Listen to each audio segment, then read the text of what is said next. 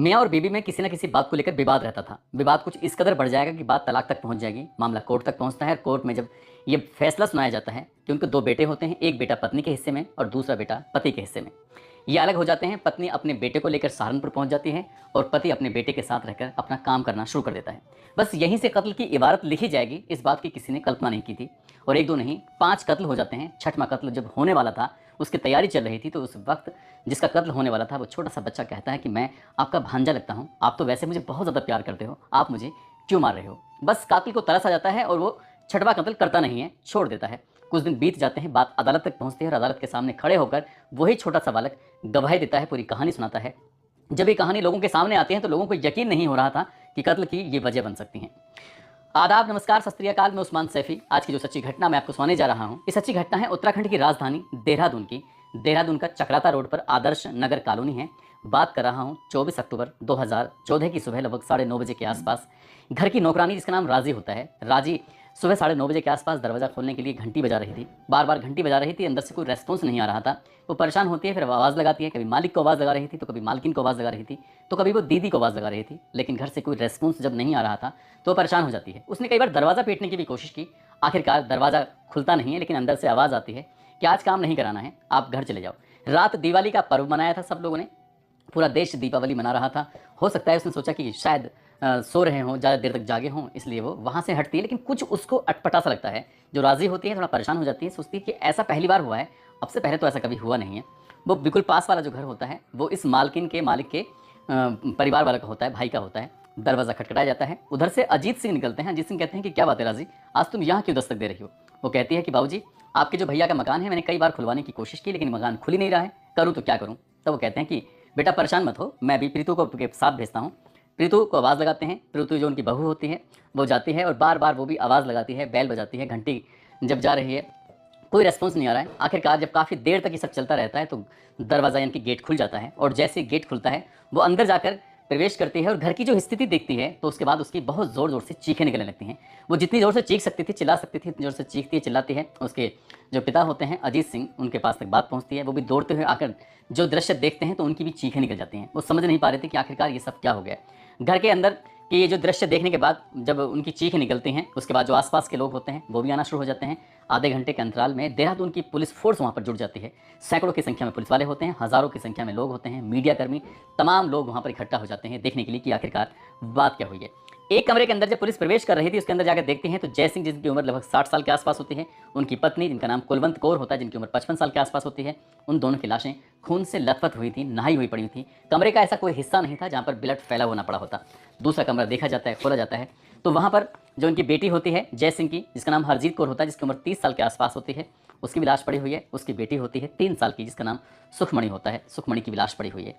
यानी कि घर के अंदर 4 सदस्यों की मौत हो चुकी है, मारे जा चुके हैं। तभी याद आता है कि हरजीत कौर, जिसकी क्या डिलीवरी होने वाली थी, यानी कि 25 अक्टूबर 2014 को उसकी डिलीवरी का टाइम मिला था, उसके 9 महीने पूरे हो रहे थे, क्योंकि दीपावली के तुरंत बाद उन्होंने टाइम जो लिया होता, बस इतना था। जब जाकर देखते हैं तो वो प्रेग्नेंट लड़की वो भी मर चुकी थी, उसकी एक बेटी मर चुकी थी। अब उसके बेटे यानी कि कमलजीत को ढूंढना शुरू कर देते हैं।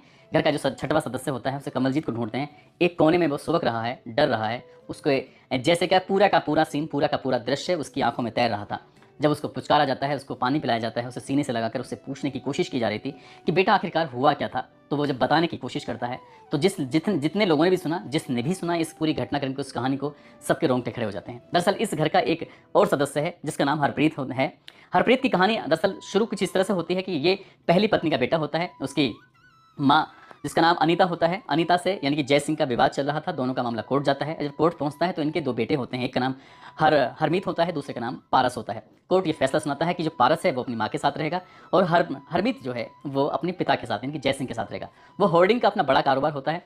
अब बात होती है, ये जो घटनाक्रम है वो 23-24 अक्टूबर 2014 की उस रात का है, जब पूरा देश दीपावली का पर्व मना रहा था। इस घर ने भी, इस परिवार ने भी पर्व मनाया दीपावली का। उसके बाद अपने अपने कमरों में जाकर सो जाता है।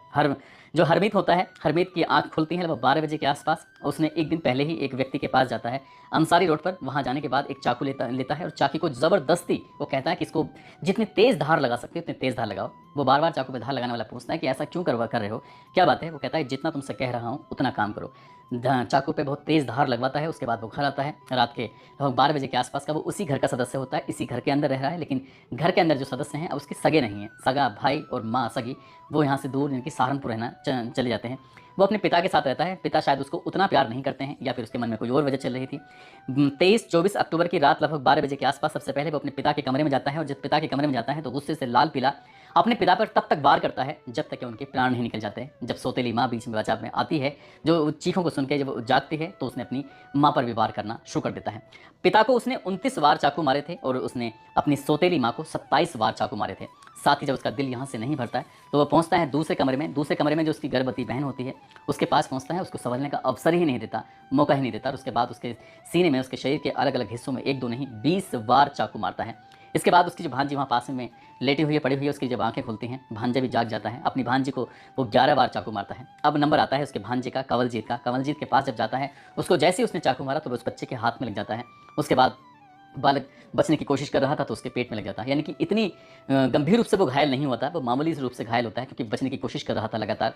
तभी वो 6 साल का बालक अपने मामा से कहता है कि मामा, मैं तो तुम्हारा भांजा हूँ, तुम तो मुझे बहुत ज़्यादा प्यार करते हो, फिर तुम मुझे क्यों मार रहे हो।